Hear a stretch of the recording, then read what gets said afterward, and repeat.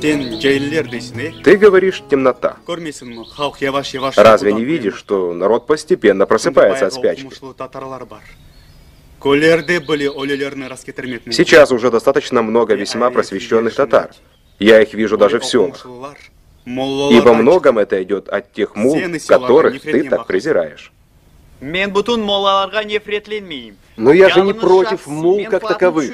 Я только против темных, корыстолюбивых мул, которые стоят на пути прогресса и мешают ему. Если бы точно знать, что такое прогресс, и еще знать, когда он помогает людям,